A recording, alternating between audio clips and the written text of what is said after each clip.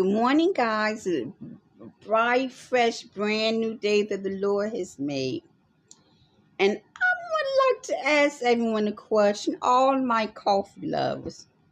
What does it mean when you poke your coffee, but the water doesn't go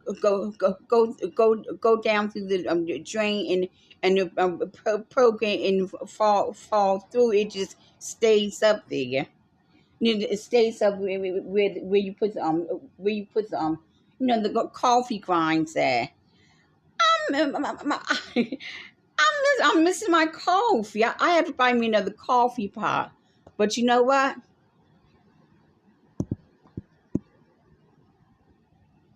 See, instant coffee. Thank God for my instant coffee. I need coffee every morning. Love you guys.